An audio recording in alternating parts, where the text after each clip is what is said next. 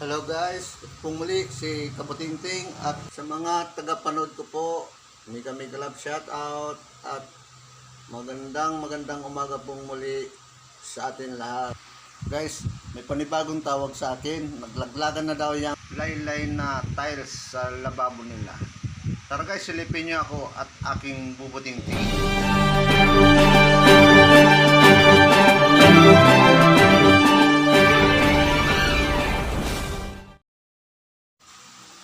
Ito guys, tinatanggal ko muna yung mga naiwang idinikit sa tiles. Siguro kaya naglaglag yung mga tiles kasi manipis. Bukod doon, o baka hindi babad yung tiles kasi ceramic lang naman ang ginamit dito. At saka ang napansin ko rito, itong bakal umexpand na dahil sa kalawang. Kaya siguro naitutulak na yung bato na tinapitan ng tiles, humina na ang kapit, kaya na siguro nalaglag. At bukod dyan, yung pinaglapatan ng tiles, ayan, silipin natin to ayan o, halos yung pinaglapatan ng tiles pantay lang siya hindi sinugatan para kumapit yung palaman sa tiles. At ito naman, malaking tipak na ang nalaglag kasama yung tiles dahil itinulak na nga ng bakal na umexpand dahil sa kalawang.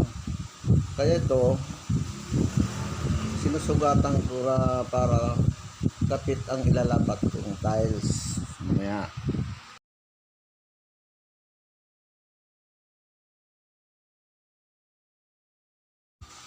Ngayon guys, maglalagay naman ako ng kahoy o tabla bilang salo dito sa ilalapat kong laylay na tiles pa-vertical. At saka para ma-build up na rin yung mga malalaking tipak na bato na nabawas bago ko siya lapatan ng tiles. Itong tabla na nilalagay ko, bago naman ako umuwi mamaya ay tatanggalin ko rin to.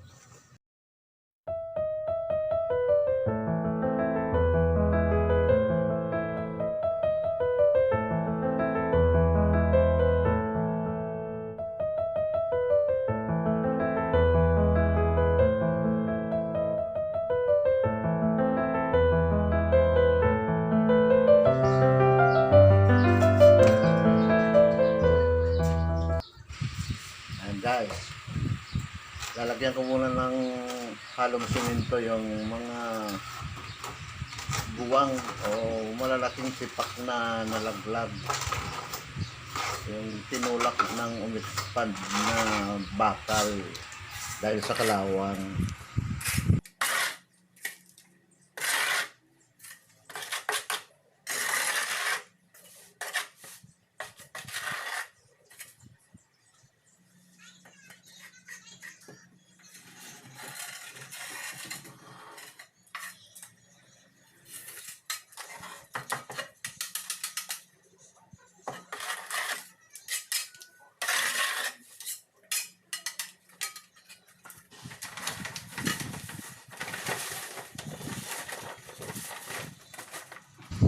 Ngayon guys, pwede na akong gumamit ng tiles na ikakabit ko roon sa pinakalaylay ng lababo. Kaunti lang naman kasi, saka maliliit lang. Ang sukat nga lang ay 6 na sentimetro ang lapad.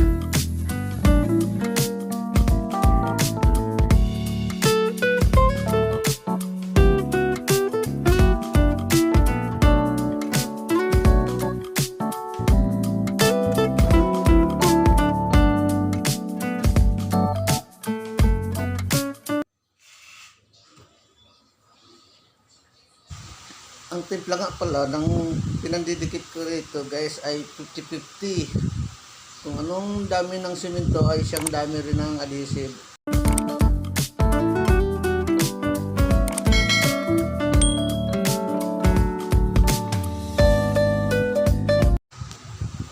Kasi guys, pag purong adhesive lang ang gamitin natin dito, lalo't makapal ang palaman sa ilalim, ang halo ay bumababa, bumabagsak. Ang nangyayari, nagiging ampaw yung ibabaw ng tiles, naiipon siya sa bandang ilalim. Kaya hinahalo ko yan guys, simento at adhesive. Pero kung manipis lang, pwedeng puruhin na lang ng adhesive. Okay rin yan. Sa mga tile sheeter din kasi ay may kanya-kanya rin silang diskarte. Meron nang nagkakabit ng ganito purong simento lang.